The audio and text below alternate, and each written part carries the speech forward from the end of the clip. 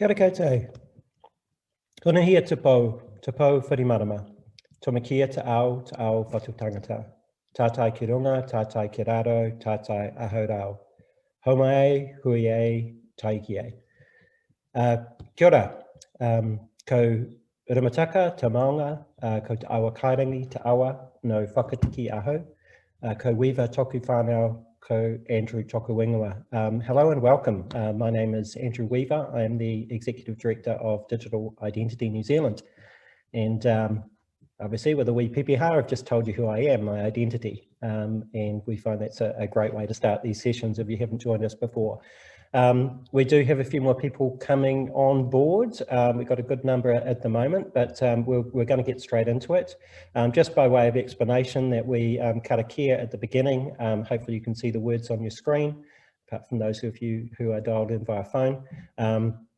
Basically what we're talking about is from confusion coming understanding, coming unity, being interwoven, being interconnected and together as one. So find it's a really grounding wee karakia to start and indeed to end the session when we're talking about having a discussion around issues and challenges and opportunities.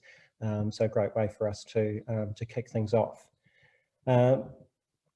Right, let me get on full screen. So today we have the privilege of having some privacy experts speak with us, and from all different perspectives as well. So you're not going to hear me talk a lot. We're going to get straight into the panel discussion, and the way we're going to run this is we have three people. So we've got Liz MacPherson, who's the Assistant Privacy Commissioner. She's going to kick us off and give us a little bit of a context around the changes in terms of the digital identity, in terms of the Privacy Act, and her perspectives on what's coming with digital identity as well. We are then going to speak with Alice Tregunna from the TIC, the Trust, Integrity and Compliance Company. They are one of the few organisations who have been awarded the Privacy Trust Mark. And so Alice is going to talk with us a bit about their journey and how they came and why as well, which is great context again for this audience and this discussion. And finally, we have Ngan, who's a partner at Simpson Grierson. Being a partner at a law firm, privacy is always top of mind. So we're going to get Karen's perspective from a support from a professional working in the area who provides advice to organisations and to individuals for that matter when it comes to privacy. So a legal view as well. So with that, now just some housekeeping. As I mentioned in the chat earlier, please feel free to use the chat function to introduce yourself, to talk about what somebody is saying, to make a comment or throw in a link if you've got some interesting factoids or information that you'd like to share. Please use the chat for that. We are going to be interactive, so we're going to be doing Q&A as well. So please, if you can, please use the Q&A feature of Zoom to do that. That just helps us not lose the questions in the chat. They can scroll up pretty quickly. So please use the Q&A feature if you can. We can ask questions during the individual sessions, or if you've got particular questions you want to point to an individual, please feel free to do so. And we're going to allow a bit of time as well right at the end for general questions to the panel. So that's the housekeeping. We are going to get straight into it. So Liz, if I could ask you to come on video and audio. That working? Yes, it is indeed. I'm going to go off video and audio, let you have your introductory comments and your say, and then I'm going to come back on just as you finish. So over to you. Okay, I'm just making myself a little bit bigger. There you go. Well, kia ora tātou. My name is Liz MacPherson. I'm Assistant Commissioner at Te Mana Mātapo no Tapu, the Office of the Privacy Commission. And it's a real pleasure to be here this afternoon. I've been asked to just a little bit of background. I have come to this role from previously being for 6 years the government statistician, where identity and data is important, and I bring that with me. We're talking here today about digital identity, and from our perspective here at OPC, and I think it's a generally held view, data is, and personal information is becoming more and more valuable all the time. In fact, you know, in terms of The Economist and other magazines and commentators of that ilk, data is the new oil, data is the new gold. But I think the critical thing that we focus on here is that data is a renewable resource. That is true, and personal information is part of that. But it is only continues to be valuable both for individuals and for society as a whole if it is looked after. It is only a renewable resource if trust is involved. Trust is absolutely critical, and it's from that perspective that that the Privacy Act has been revitalised. It's 27 years old. When it was put in place, the world that we're talking about here in terms of digital identity just didn't exist. And so we've had to catch up.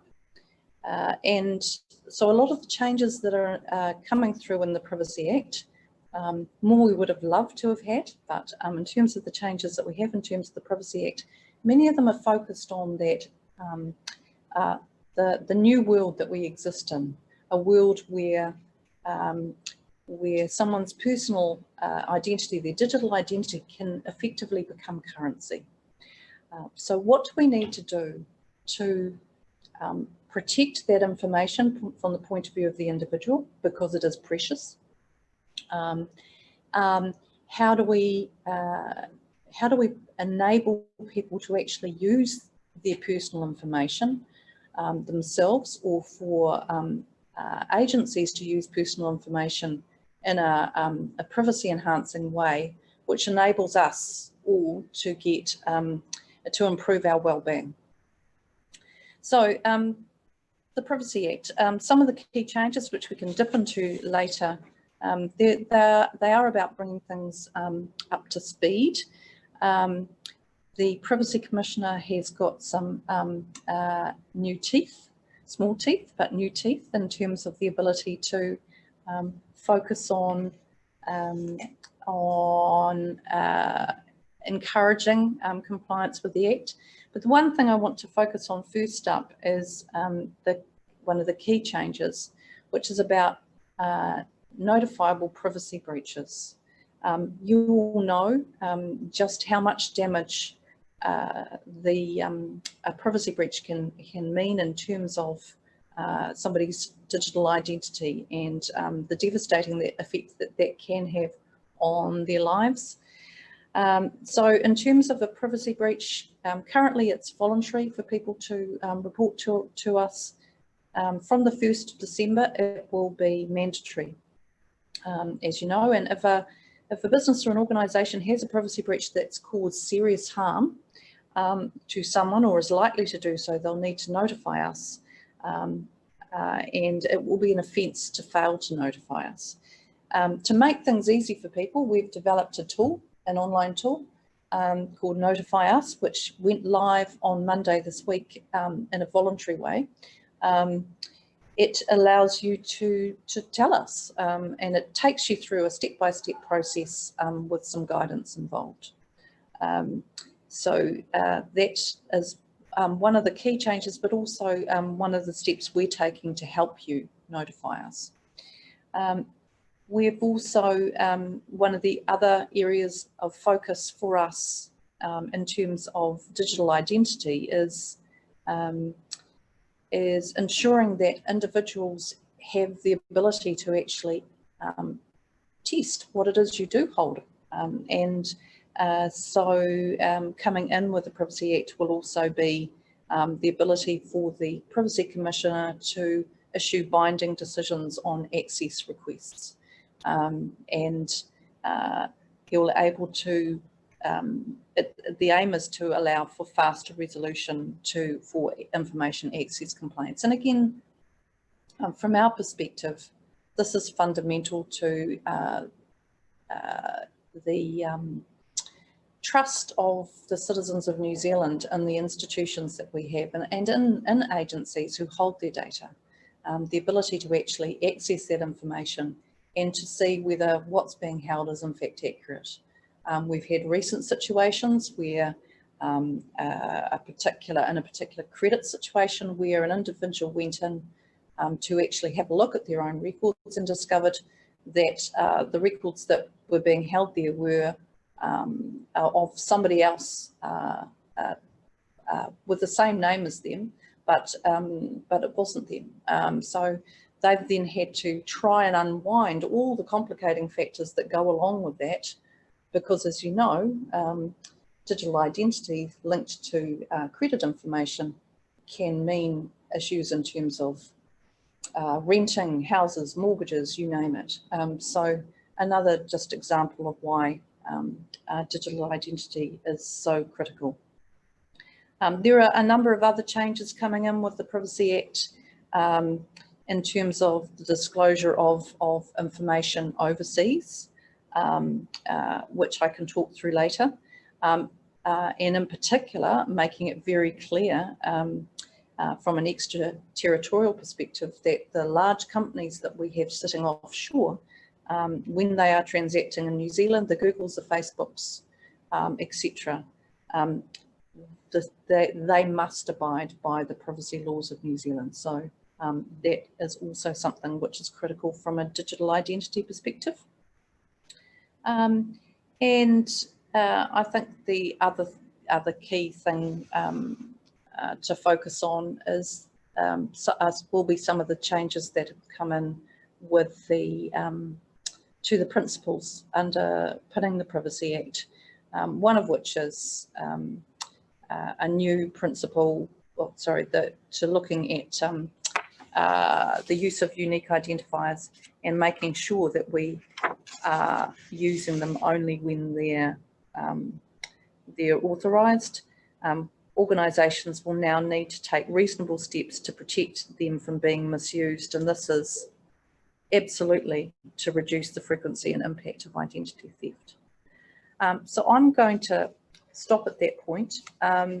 There is a lot of information on our site direct you to, including education modules, but we're delighted that it's coming into place and that it will strengthen the protections for digital identity. Perfect. Thank you so much, Liz. And that was a whirlwind of what's coming and a little bit of the background. It certainly sparked a number of questions for me to explore and hopefully for the audience as well. So I do remind you, if you've got particular questions, to pop them in the Q&A, and we'll come back to that when we've got the full panel together after we hear from the other two. So thank you, Liz. We'll call you back up a little bit in a few minutes.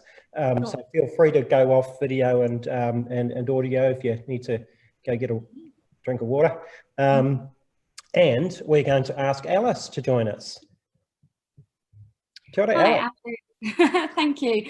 Right. Thank you for inviting TIC to be a part of today's presentation. Just to do a quick introduction to myself, my name is Alice Tregunna. I am the CEO at the TIC company. We are an anti-money laundering outsource provider who utilise kind of tech solutions to really streamline AML compliance for our clients. We were in a relatively strong position to be aware of the upcoming privacy changes for next year, and it meant that we had the added advantage that we could really embrace the principles of privacy by design in the creation of our kind of tech platforms and solutions. In the context of AML, it's quite a young industry, and we have really strived as a company to really enforce best practice across that industry in the best way that we can, with some limited capabilities as a startup and a small team. But we made the decision that we needed to put our best foot forward and try to support the industry to really embrace a privacy by design basis. It meant that we really had a start point of trying to break through or combat these pretenses and these false dichotomies within the industry that somehow privacy and AML and privacy and security need to compete with each other. And we wanted to make sure that we were setting an example for other providers and to support our clients in showing that you can really have a balance between these elements. I'm not saying that it's easy, but being able to engage with the Office of the Privacy Commissioner and to really dedicate ourselves to the Privacy Trust Mark process, we really found that we had support, education and guidance on how to develop our approaches from the outset in the right way. And it really comes with having to genuinely want to provide a solution with not only our own interests at heart, but also those of our clients as well as a general public. I come from an academic background where I specialised and did my PhD in organised crime research. And I've worked in a practical capacity alongside different government organisations, working through anti-money laundering and counter-terrorist finance for about 10 years.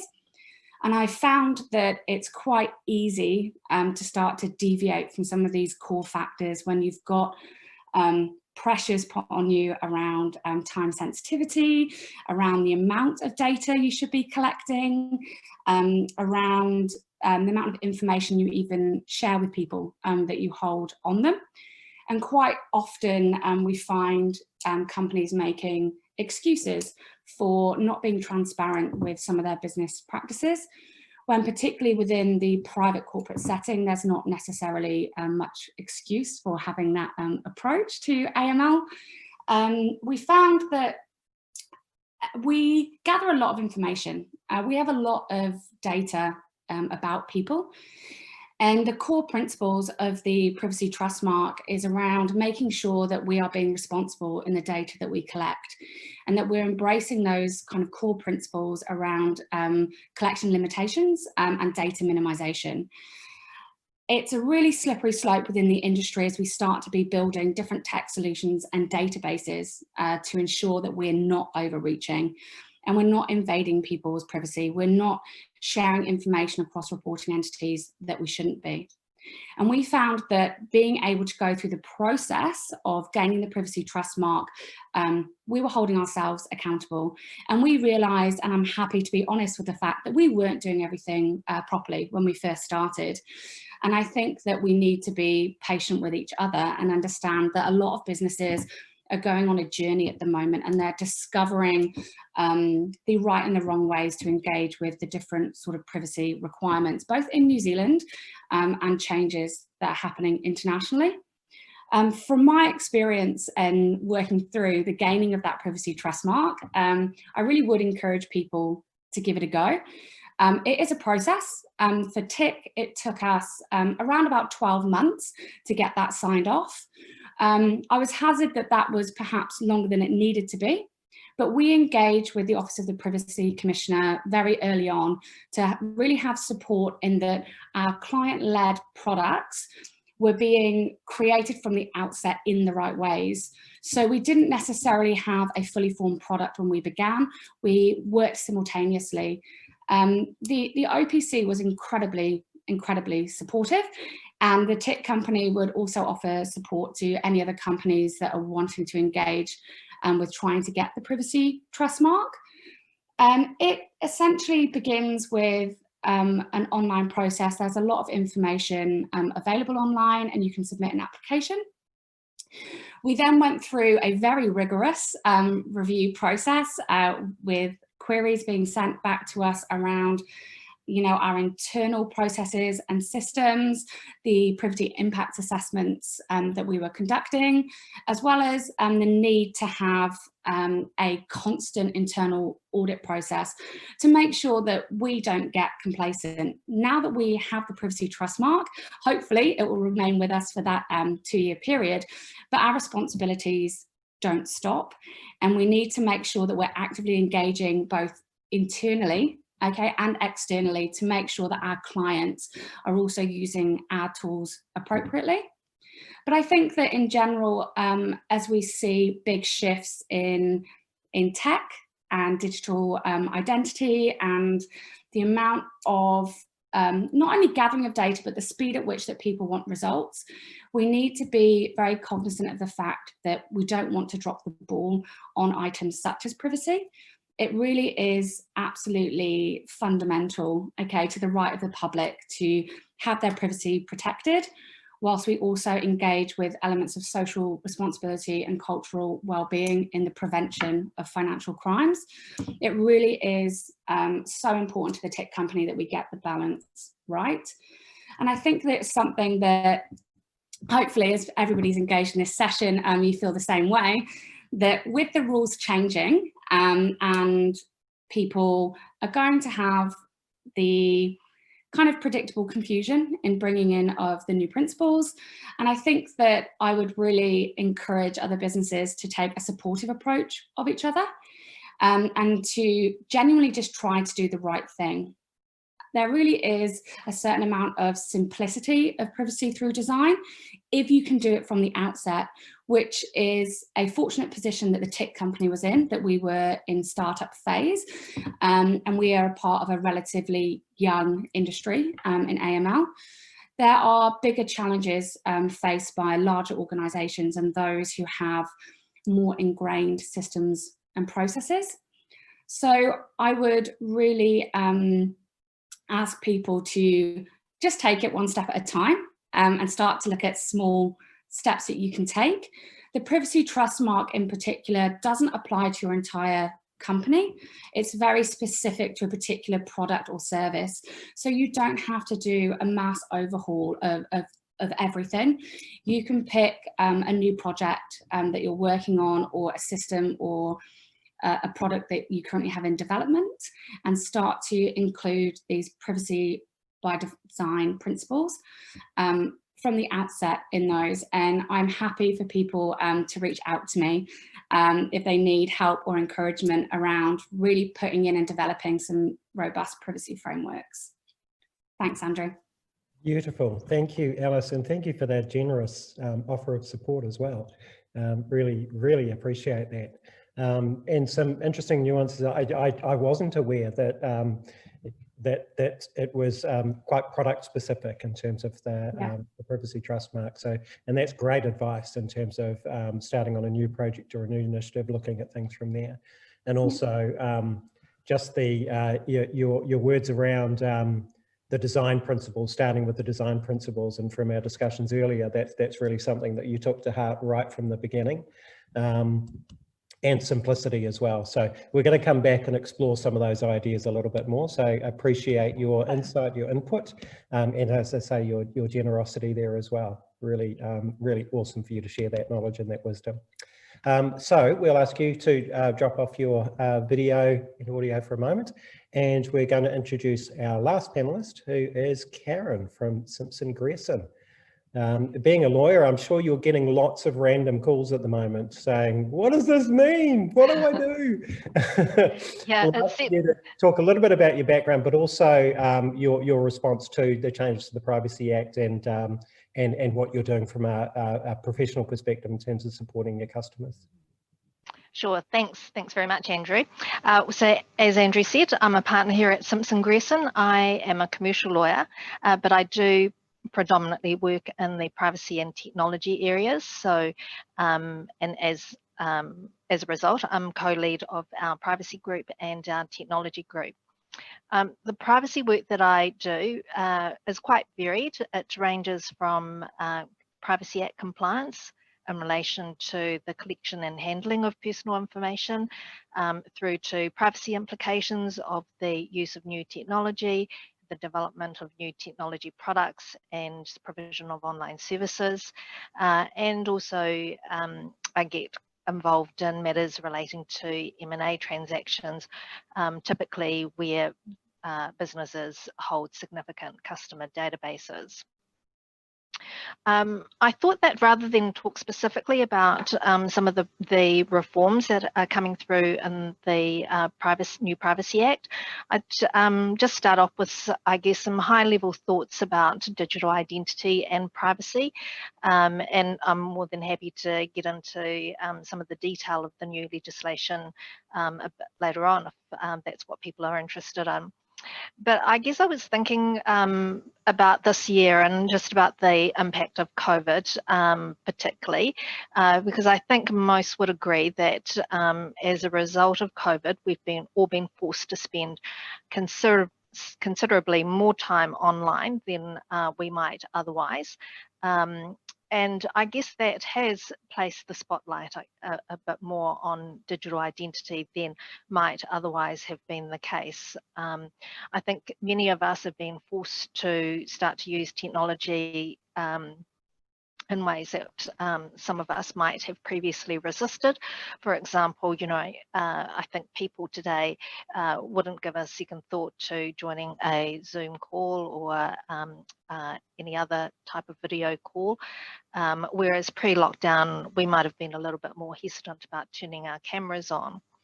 And of course, reduced face-to-face interactions during lockdown has meant that there's been greater dependency on being able to complete transactions and other arrangements online. And so I guess it's accelerated perhaps the thinking around digital identity. And certainly these are some of the comments that have been made in the papers that have been released by DIA in relation to the Digital Identity Trust Framework, and also MB in relation to the CDR. So obviously there are a wide range of benefits that are available to people in terms of being able to use reliable and verified digital identities, obviously greater efficiency and potentially greater access and easier access to a wide range of services from both a public sector and a private sector perspective. But I think also the increased use of digital identities gives rise to potential privacy, security, and potentially also ethical concerns. And of course, some of these concerns are interrelated. So I think that as consumers are becoming more and more aware and concerned about privacy issues, I think it's really important to think about and to understand how digital identity might be used in an appropriate manner.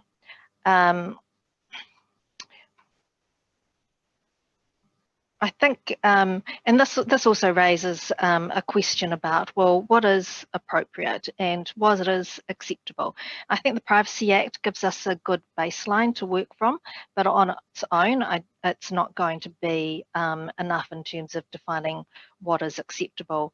I think that there are a lot of reputable companies out there who acknowledge the importance of acting responsibly in the handling of data, particularly personal data, and that they understand that maintaining digital trust is just good business sense. But I think that there are also examples of where you have even large, well-established businesses who haven't always got it right. And these are companies such as Microsoft, Google, and Amazon. I mean, they have each had incidents where their employees have called them out and pushed them to put ethics before profit by protesting against the use of some of the technology that they have either been involved in developing or have been asked to develop. So in the case of Google and Microsoft, they had employees protesting against the development of AI for the use by the US Defence Force. And we had reports of Amazon employees asking Amazon to stop selling their facial recognition technology to law enforcement agencies because it was unreliable in identifying people with darker skin.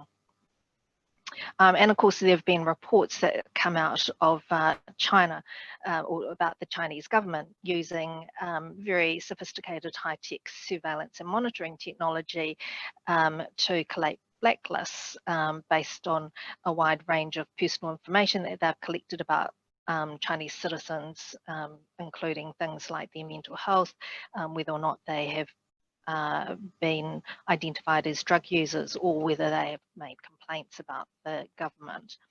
And I just give these examples as an indication of how far agencies can potentially go with technology and the potential use of digital identity, and I guess to illustrate how important it is to have some robust but workable frameworks for the acceptable use of digital identity. I think that it's probably appropriate to note that the Privacy Act doesn't explicitly address the concept of digital identity, but there's no doubt that digital identity is a form of personal information and is subject to the Act, even where you've got the use of unique identifiers or the use of cryptography, because it is still going to be possible in many cases to link the information back to an identifiable individual.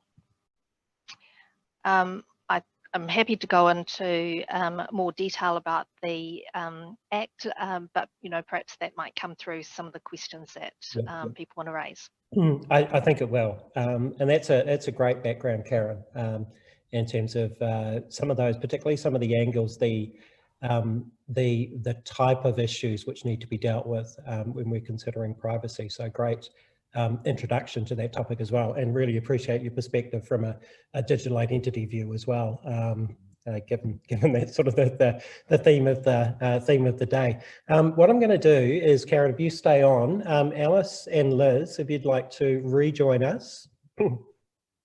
Refreshed and all watered up, I hope. So we are going to get into the panel part of the discussion now. So we've got a couple of questions in the Q&A. Please feel free to put yours in there as well. I've got a few that we're going to start with, and one of the questions, I guess one of the fundamental principles of digital identity is making it easier for people to do things in their online worlds, but also looking at the back end of that, at the productivity gains which might be achieved by us not all having silos of information that we're maintaining ourselves. But the challenge there is to do digital identity properly, there's a necessity to share information.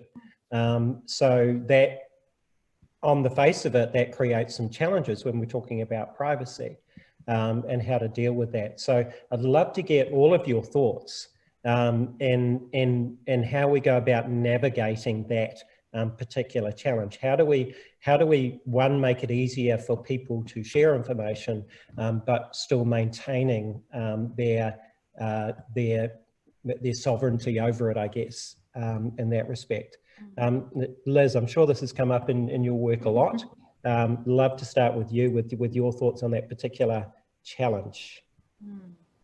Well, so I take all of the points that were made, particularly the last points around the challenges that we have in the environment that we currently sit in, where we all discovered, as you were saying, Karen, during our lockdowns and other things, how much we had to trade off our digital identity in order to actually get things done. From our perspective, I guess the thing about, and we do think of digital identity largely as being, it's almost the core of your personal information. I mean, the critical issue is actually about the reason why you're transacting in the first place. What is the purpose? What is the purpose for why do you need to provide the personal information? And I think that that aspect is absolutely critical, and time again, and Alice made this point, time and time again, what we discover is that the companies in government departments are seeking personal information when they don't actually need it. So that's the first thing, is let's actually make sure that we're not over collecting, and that when you're using your digital identity, it's actually critical.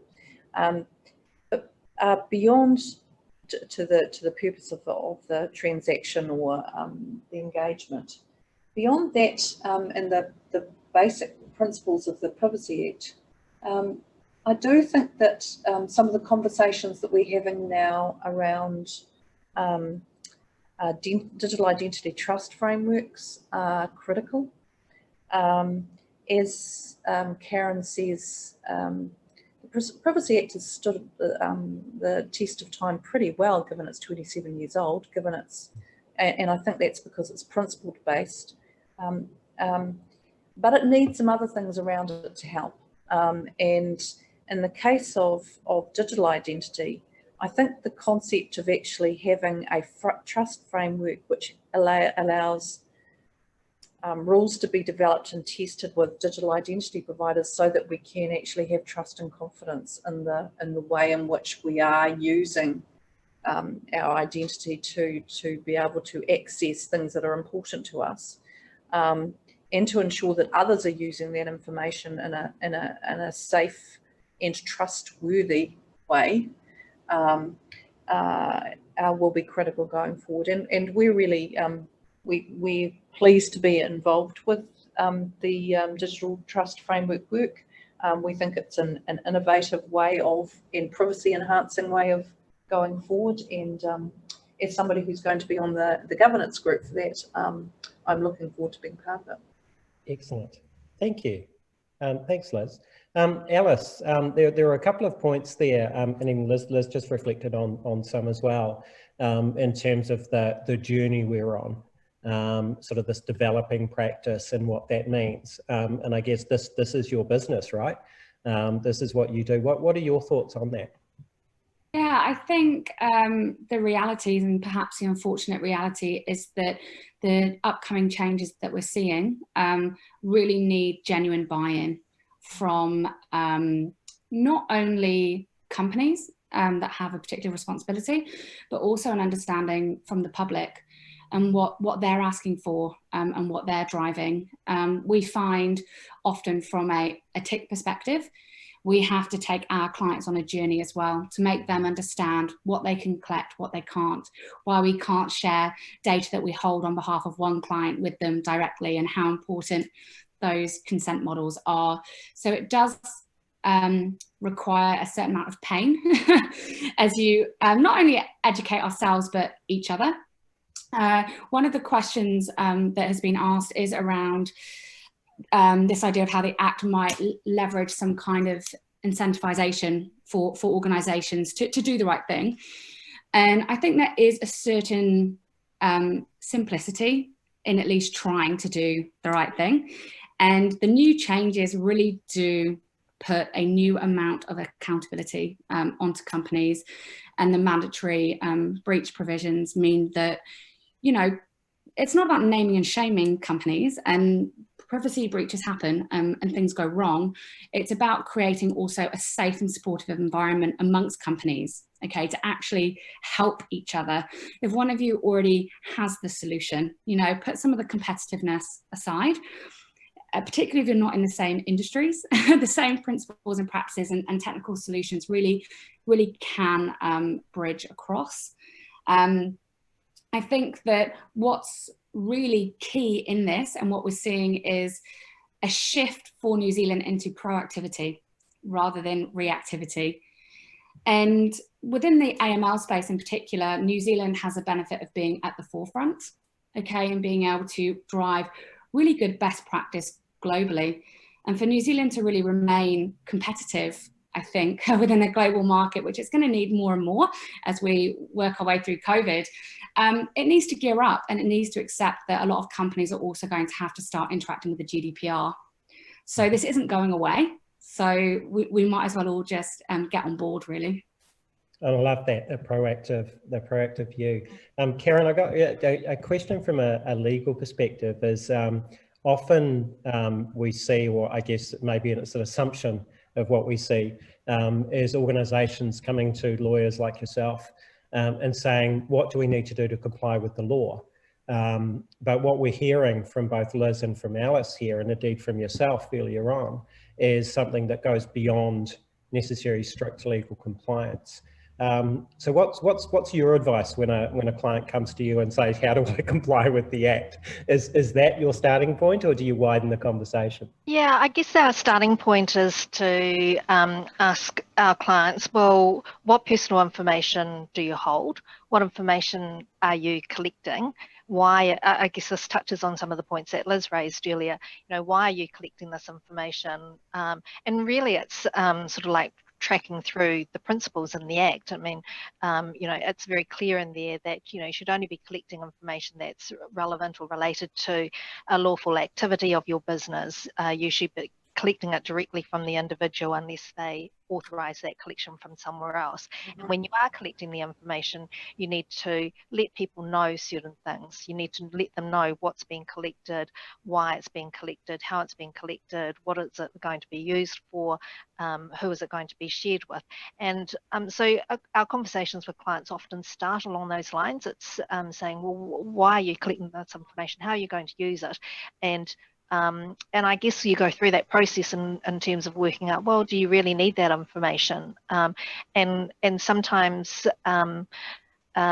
it's often thinking about, well, yes, you can do this, but should you be doing this, or do you need to be doing this? And I think there is perhaps a little bit more acceptance of the fact that just because you can do something doesn't mean that you should do it, because of course people should recognise that you know, whilst they can collect screeds and screeds and screeds of data, that's not necessarily a good thing, because along with the data comes some responsibility, because you also have obligations around the security of that information, and making sure that it isn't exposed to unauthorised use or disclosure or mishandling.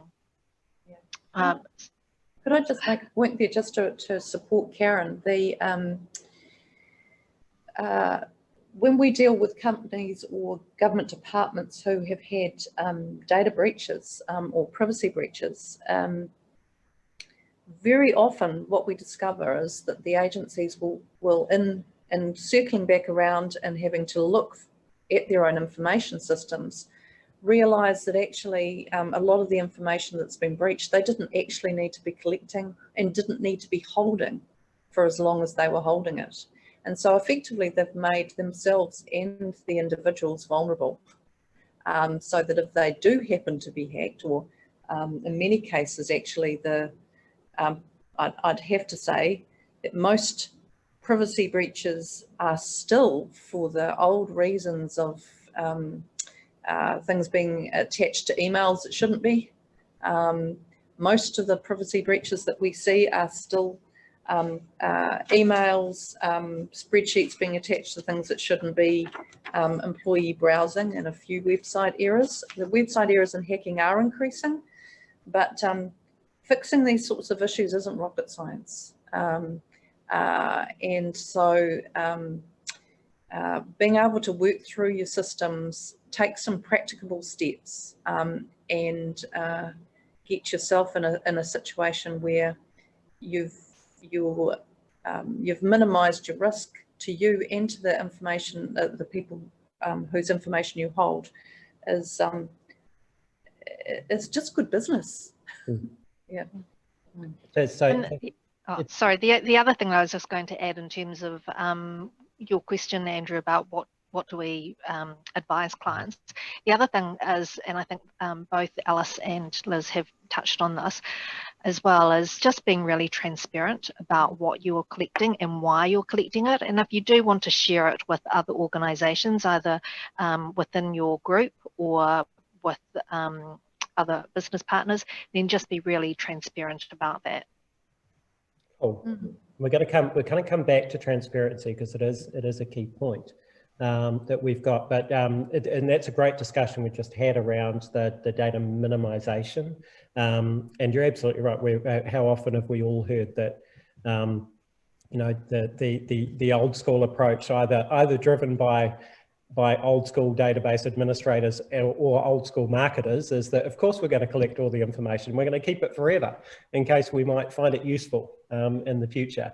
But yeah, that exposes you to both risk as well as the potential privacy aspects in terms of that information being collected. So the timeliness, both in terms of how information is collected, but how long it's kept as well. And often a lot of organisations, when they're taking that approach, it's about getting the data in, not getting the data out. However, what we're talking about here is that is quite a fundamental shift. That shift is going to take quite a long time, especially when you've got, now as you mentioned this before, large organisations with legacy systems where the stuff is entrenched in those systems. I'd love your guys, and also the other aspect here, that one of the other nuances to this, which is where digital identity comes to play, is if I'm not going to collect the information, where do I get it from? It's not necessarily from the end customer, if you like. It may be relying on another agency, it may be relying on another commercial entity. And we've got a little bit of that going on at the moment, but not a lot. So there's some aspects of the cooperation coming in there as well, what this ecosystem might look like. So really interested with your thoughts on, you know, that old legacy problem. How do we shift our thinking in that? What steps can we take now that are going to help us? Alice, you've probably got some thoughts, chomping at the bit there. I think it is incredibly valid, and I think we're in a time now where businesses are facing some unexpected difficulties and having to change a lot of systems in the way they work and introduce different technology and practices given COVID. So it is hard, and I do feel for people, especially large groups with limited, or companies with limited resources, it becomes a point of needing to pick your battles, perhaps. But I would just really reiterate that it's small steps, and it is about being patient. And big shifts like this and changes in privacy law is slow, and it takes a long time, and you do need to have changes in behaviours both from a corporate perspective as well as the general public. There'll need to be a period of bedding in and people trying to be understanding of what is happening.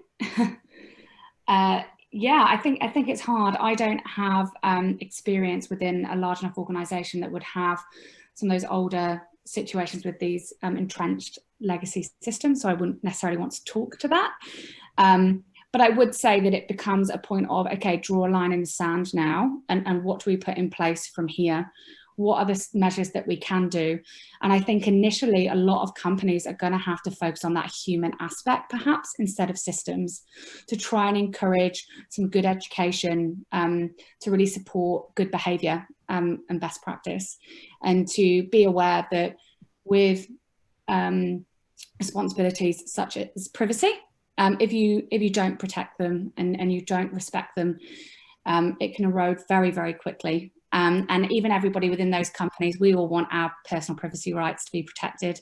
And I think that it's something we have to really be very regularly reminded of, and to start to try and build a real culture of privacy and compliance within our organisations. Oh, that's a great call out. It's like that, yeah, privacy by design, as you've talked about, but almost a nuance in that, which is privacy by redesign. What are we going to do with the stuff we've got? Liz, really interested in your thoughts on this in terms of the support, the education that you provide in this regard. Well, I mean, I'm with Alice on this, and I've worked in some extremely large organisations with legacy systems for Africa, so I completely understand where agencies are coming from, and but I do think it's about a reset. I do think it's about mindset shift, and ultimately all of our systems are run by people, and when we see, and a lot of the things that happen are as a result of human error. So that's the reason why we put so much emphasis in our work on education and awareness raising. So if you have a look at our website, you will find a lot of education modules. We've put them there on the new Act. And they're fundamentally because, as Alice was just saying, this is about internalising a focus on privacy and actually thinking about, you know, it's a cultural shift. So you want your people to not be thinking, I only think about privacy when I end up with a breach. Oh gosh, you know. But actually to be thinking about it as part of their day-to-day work. It is the privacy by design or privacy by redesign. And that does mean the organisation needs to be putting in place policies. I'm just watching people's comments flipping up on the screen as I speak. It's a little bit distracting, but yes, you need your individuals to be internalising good privacy behaviour, and you need your systems within your organisation, by which I'm talking about your policies at this point, to be reinforcing that good behaviour. So we encourage all organisations to have everybody who joins an organisation doing a privacy module as part of their induction, just to get that mindset. And then for your privacy officers and other people who are responsible for for really taking responsibility for the systems that hold people's information and trust, to do some of the other modules that we have. And I think one of the things that we encourage people to think about is the fact that you are both think about how you feel about privacy in your own right. So the various different hats you wear, both as an individual citizen and how you feel about your privacy and your digital identity. And then when you move into your role in working in a business, for example, or for government department, take that feeling, that concern about how somebody is using your digital identity and the protection you would like to have in place into that role with you, and really be aware of that. Which is great advice, and you've said it, Karen said it, Alice has said it as well. It's the human factor. We're not dealing with data, we're dealing with people. Yeah, exactly. So, and treating it as such. And it's interesting, as Digital Identity New Zealand has evolved, one of our touchstones and one of the things we talk about a lot is the fact that identity and data in this context is taonga, it's precious. And our responsibility as organisations is to treat it with dignity, with care, with respect, to be trustworthy in how we are dealing with that information and data.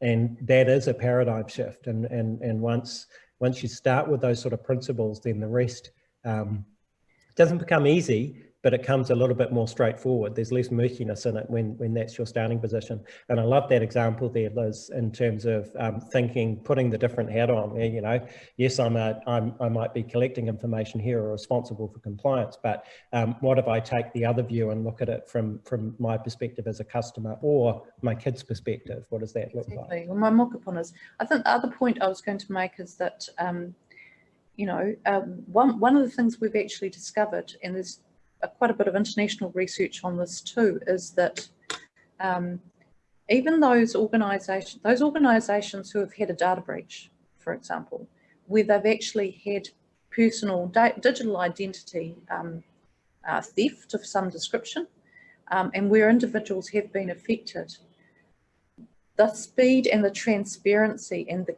care with which they deal with those issues, and where they put the individual first, can actually mean that they gain trust. You know, so I mean, I guess my plea to government departments and agencies is, you know, this is ultimately about trust and confidence in you and your organisation, and you lose that at your peril. Awesome. Thank you, Liz. Hey, I'm conscious we've got a few questions here, and Karen, you've put your hand up to answer one of them from Ata. Do you want to? I was actually going to type, that was my operator error there. I was going to type in a response, but that's fine. I'm happy to talk about it. So Ata's question was, what's an example of a breach that might have serious harm? I was just going to point to, and Liz will know the Act a lot better than I do, but in section 113 of the Privacy Act, there are a number of factors that are intended to assist an agency to determine whether or not a breach has the potential to create serious harm. And I mean, there's no conclusive list because it will always be a fact-dependent issue, but some factors to consider include how sensitive the information might be, what's the nature of the harm that might be caused. So I guess obviously if we're talking about things like credit card details or bank account details where those accounts might be able to be compromised, then that potentially could cause serious harm in terms of a financial sense. But the other types of harm might be where, for example, somebody has a protection order against an individual, and that individual,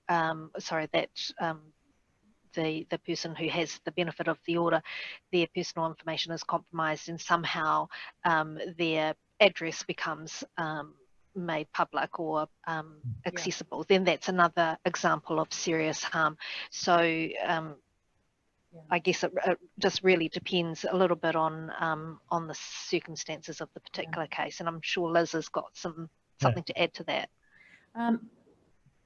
Yeah, you're absolutely right, Karen. And one of the things we've done to try and make it easier for people to know, to determine what is serious harm and what isn't, is that if you're reporting an issue to us, is on our website, we have the Notify Us app, which is your way of telling us whether you've got a serious harm, a privacy breach.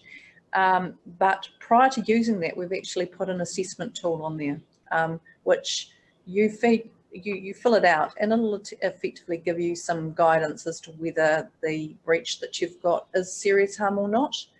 Now that self-assessment tool is designed for you to use. We don't collect any information through it. So as soon as you feed it through, that information's gone. And it's simply designed for you to be able to make that assessment whether something's serious harm or not. And then you can go on and notify us if it is. I've often had people suggest to me that serious harm is associated with the volume of data involved and the number of individuals involved. And I would actually just say, well, yes, it can be. We've seen many cases of that in terms of very large scale breaches and the risk that poses for individuals. But I would also say we've had situations where one email sent to the wrong person. In one case, quite a well-known case, there was an email that was inadvertently sent to a prisoner, identifying a witness in their trial's home address, and that resulted in the individual's home being burnt down to the ground, the witness's home being burnt to the ground. We've had a number of other situations which involve, as Karen was saying, people who've had protection orders taken out, inadvertently their addresses being made available. So serious harm can mean obviously potential for health and safety risks. It can mean financial damage. We've just recently had a situation where, because of a mix-up in identity, somebody's credit reporting history was jeopardized, and as a consequence they couldn't take out loans or even get jobs. So it can mean a number of different things. Yeah. Yes. So, and it only takes those examples. I totally hear when you one individual's breach can be incredibly serious. Yeah, but when in doubt, get in contact and we'll talk it through. We have, I'm just conscious we've got a few more questions here we're going to try and get through as we go. One very specific one that Liz is probably best for you to answer as well. If we send or store data, ID data overseas, what changes? Is it okay for data to be in Australia or in the USA? Okay, so so what we are bringing in as part of the new legislation is what's described as an extraterritorial effect, and what that means is that if you're sending information overseas, in order for that information to be used for some purpose other than simply being stored, then you have to ensure that the location that you're sending it to, the information is going to basically have the same level of protections as it would have in New Zealand. Okay. To help with that, what we're working on at the moment, this is what's described as the new Information Privacy Principle 12.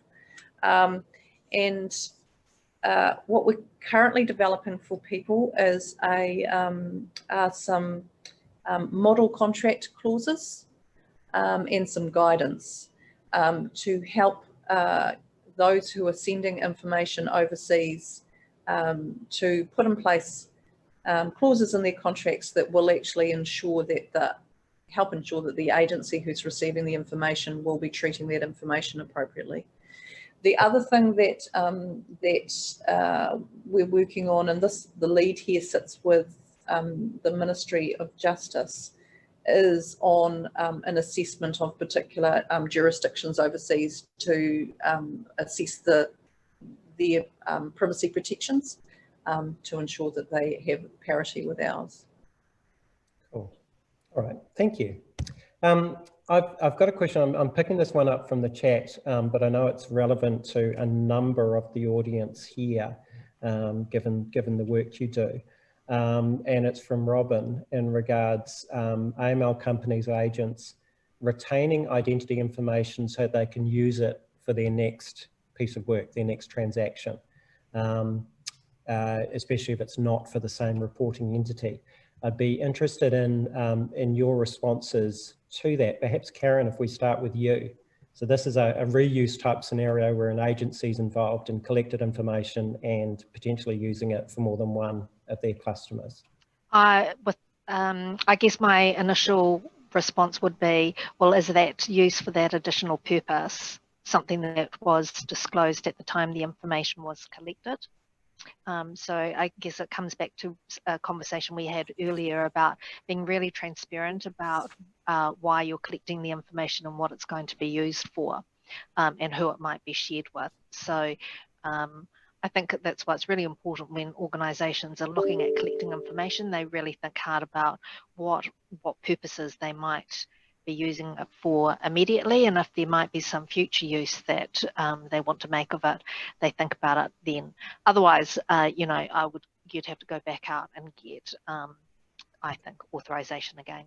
At that time. Alice, love your thoughts on this. Yeah, I did write some response in that chat. I think there's a few key things that need to be addressed in that space. I think one element that providers seem to forget is we don't own the data. So for example, the tech company is essentially operating as an agent. We don't own the data of our clients, so we don't actually we shouldn't be resharing it with other people. It is not ours. So you need to be careful. There's obviously provisions available that do allow for sharing of information and data. You've got the Section 33 reliance. If you're in a formalised designated business group, there's certain amounts of information that can be shared. But that needs to be really structured. It does need to be responsible. I think there has to be clear transparency for the people whose data you are using and integrating, you know, the systems with.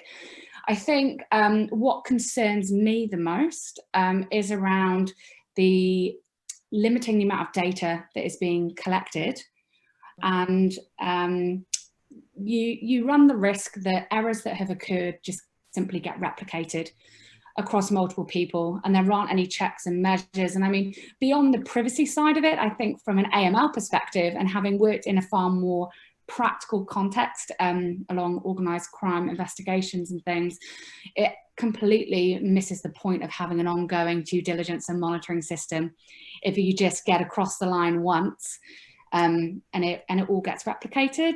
I think in terms of individual people's data, perhaps it is particularly worrying in terms of not protecting New Zealanders becoming victims of identity thefts, or them being knowingly or unknowingly being used by bad actors or in bad faith. So I think that in the AML space, there really, really is a social responsibility to be doing the right thing. And I'd be skeptical, and I think that the benefits that have been touted around it being cost saving or saving time are very quickly becoming a fallacy, and we need to be mindful of that. Okay, that's good advice. Liz, have you got any thoughts on that particular challenge or opportunity, depending on which way you look at it? But I think Karen and Alice have both made some really important points. What I would say is that people often think of the Privacy Act as being, we often hear people say, oh, I could have done that except for the Privacy Act. We could have achieved all of these goals except for the Privacy Act. The Privacy Act is actually very enabling. And you could actually almost, you know, have a number of secondary titles for it, one of which is the, you know, Safe Information Sharing Act, because it is actually designed to enable information sharing if there's a good, you know, if it's done carefully and if the purpose is appropriate. And I go back to Karen's point. When you're actually thinking about collecting information, you need to think about the purpose. And quite often, the conversation that we're having is with companies and government departments is, you know, if there is going to be a trade-off in privacy, and you know, and often you might need to do some of this, what's the benefit? Is the benefit significant enough to warrant you and I being prepared for our information to be used or reused in different ways? You know, and there's no doubt in the context of COVID, you know, New Zealand has actually said in many cases, look, you know, the health benefits are such that I am prepared for my information to be used in this way. But ultimately, it comes down to, you know, will we actually, what is the purpose? And in the case of some of the things, the conversations we've had recently around various different apps and other things, will it work?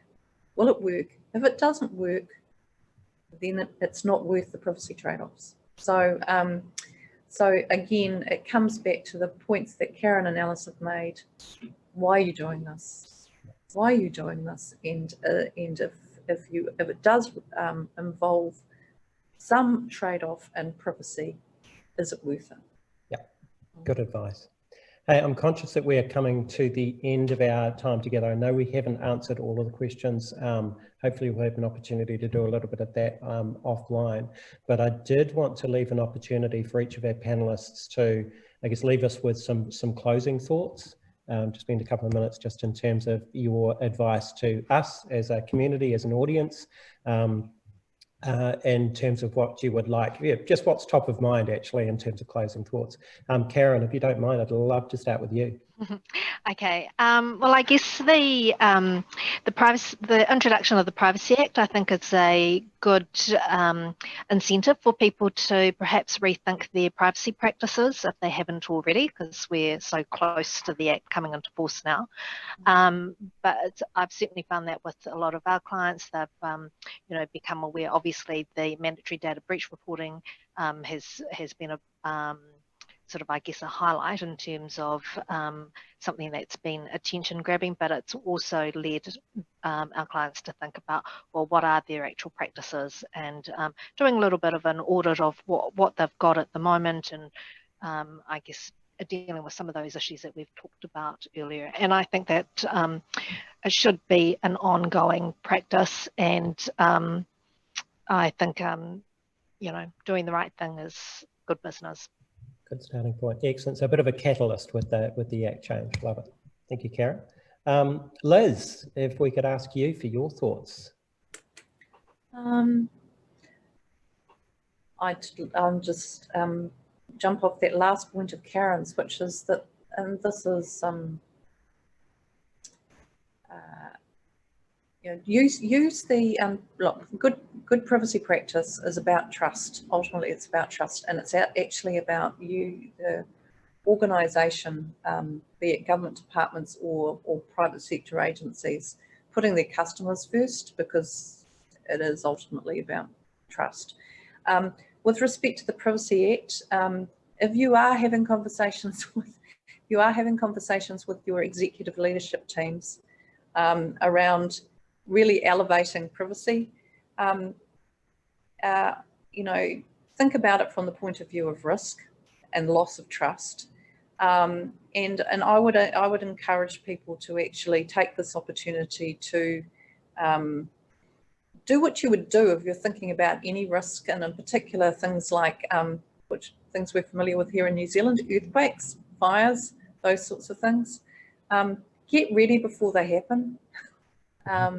Make sure you actually understand what you'll do if you have a privacy breach, and even better, understand what information you're holding, where your data flows go to, so that you're actually able to take control.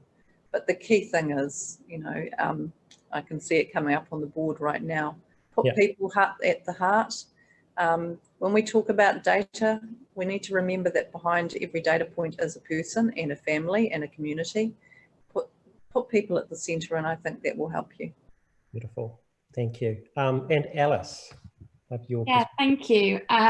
Just building on what both Liz and Karen have said, really, I think what's key here is that New Zealand is held in high esteem globally in terms of being viewed for its being a safe place to be, a safe place to do business, and it's seen as somewhere that has integrity. And this is an opportunity for New Zealand to really secure that and to build on it, and not to get overwhelmed. Don't try and change absolutely everything at once. I think it needs to start with small steps, and it is a journey, and we need to make sure that we have those trust, integrity and compliance kind of core values at the center of what we're doing, and just begin by educating, and supporting your team members in the simplicity of doing the right thing. Perfect.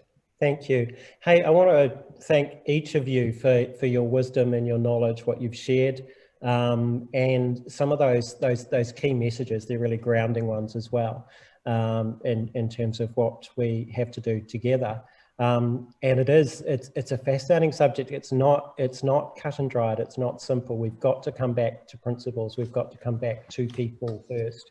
We've got to come back to that taonga concept of what we are dealing with as kaitiaki, as guardians, rather than as exploiters of information. So really appreciate all of the perspectives. Thank you. Thank you all so much for your time and for your input, and look forward to this conversation going on as well. just in that regard, a couple of plugs from an admin perspective. I'm conscious of the amount of chat which has been going, and that's awesome. I love it. Like Liz, I've been slightly distracted by dark lords and evil forces and all sorts of stuff. I love it. I do encourage you, if you want to get involved in the conversations, we do have a fortnightly Zoom coffee chat, which is basically a drop-in.